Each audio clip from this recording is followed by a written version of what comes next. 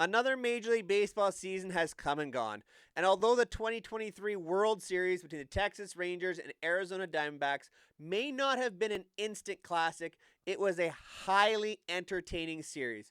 And before we turn our backs on it, we need to give our 3 ups and 3 downs to the 2023 World Series. Let's go! We're going to kick it off with our first up to World Series MVP Corey Seager. Seager was absolutely fantastic in this series, becoming only a handful of players to ever be named World Series MVP twice in their career. And I'll admit, $300 million contract that Seager signed just 2 seasons ago was a little unexpected and probably overpriced. But as Texas Ranger fans I'm sure can rally behind, it is all worth it now. The first World Series in franchise history, brought to you by Corey Seager with 2 of the biggest swings in franchise history. The Game 1 tying home run shot off of Paul Sewald is going to live forever in Texas Ranger lore and probably saved the series for the Rangers in Game 1 when you think about what happened after. And Seager then doubled up on that in Game 4. That huge offensive explosion by the Rangers was certainly helped by that big swing once again from Corey Seager. And his defense was understated as well. Absolutely fantastic by all the Texas Rangers in this series, but Seager really put a pinpoint on it with a huge double play turned on Ketel Marte.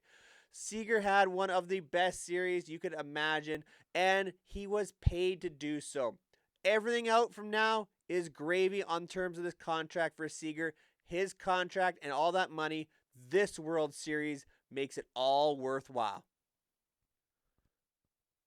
Our first down from the World Series, and this one's really tough for me because I have to give it to a player who just didn't perform in the World Series, even though he was fantastic for the Diamondbacks throughout the playoffs.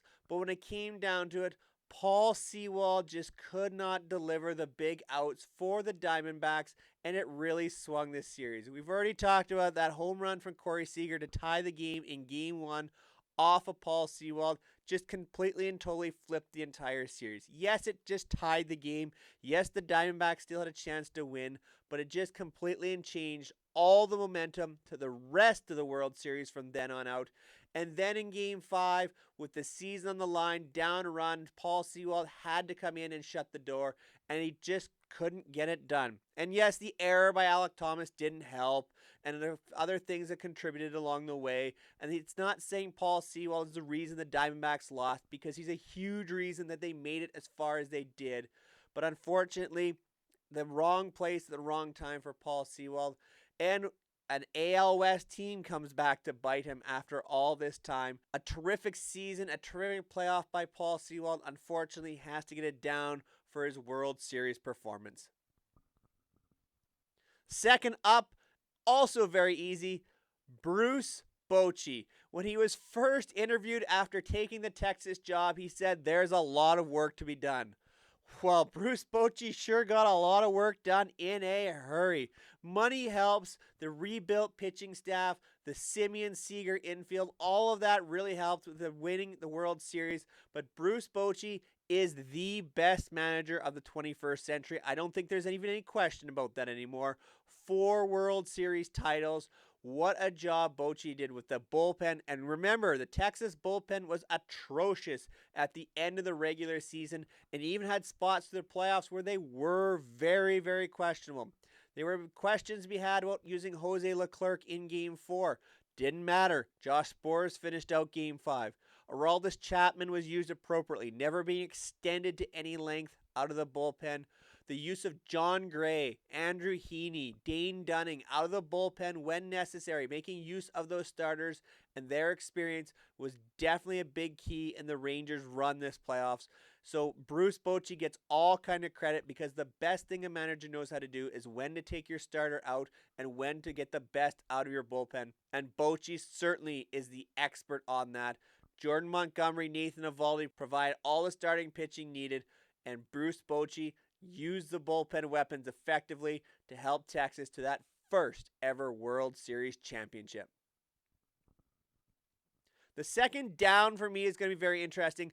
I'm Canadian. I watch the games in Canada through the Sportsnet app, and I was really let down by the commentary. I was not impressed with it. I know there's a lot of people across the United States who've been watching, getting Matt Vasgersian and John Smoltz. I'm interested to you comment down below what you think of that commentary. I know there's a lot of John Smoltz haters out here. The few games I get to see him, I really liked him. Unfortunately, the combination of Davey Johnson and Ryan Spielborgs on the Canadian international broadcast was a real letdown. Ryan Spielborgs in particular. I just didn't get him as a commentator. I've never heard of the guy before. I had to look up his baseball reference page. He just didn't really fit for me.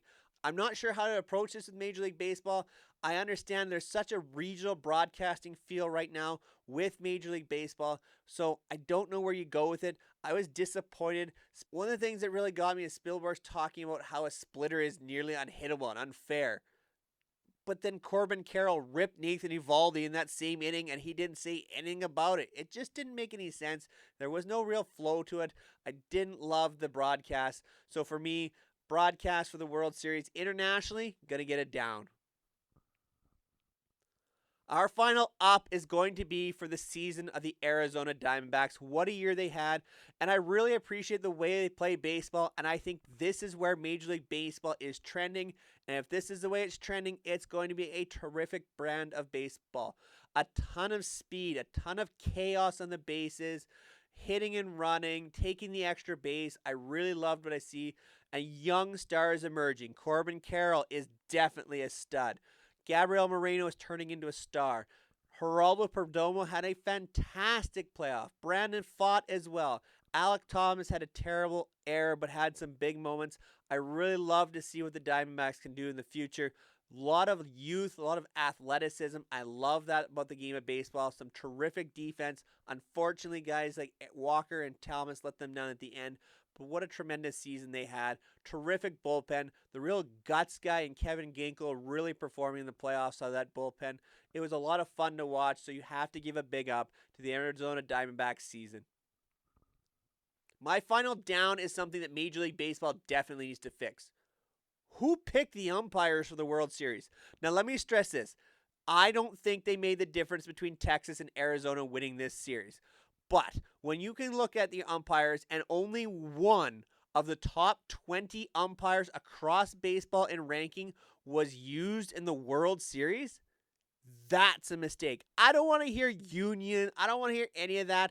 The best umpires need to be in place for the World Series. It is an absolute travesty if they are not. You've got umpires that are ranked 30th, 40th, 50th through the season, and they're the ones you're trusting in the World Series. I'll give you an example. In Game 3, Brandon Pfaadt struck out Nathaniel Lowe for the first out of the inning. Except Alfonso Marquez missed it. It was a blatant miss of strike 3. The problem is that's the first out of the inning. Nathaniel Lowe then doubled, got 2 outs from Brandon Pfaadt, brought up Marcus Semien with 2 outs, and he got a 2-out hit, followed by a 2-run home run from Corey Seager. Final score of that game, 3-1. All because Alfonso Marquez missed strike 3 to Nathaniel Lowe. And it was not a miss on the edge. It was fully in the zone. So that type of thing has to be fixed. And I think the top umpires don't miss that. There's a big difference between good and great, even at the major league level umpires, and the best ones don't miss that.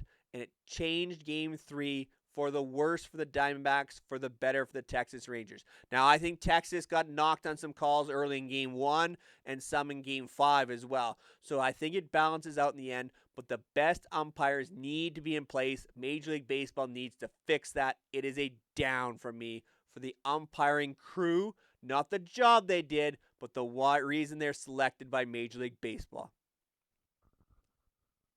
Thank you so much for making it all the way to the end of our 3 Up, 3 Down World Series edition.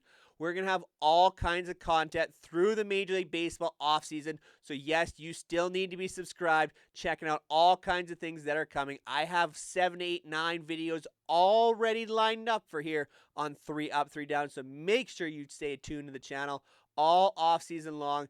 And it's going to be a thrilling return of baseball in 2024. So until next time, make sure you go check out some of the previous videos. Until next time, take care, everyone.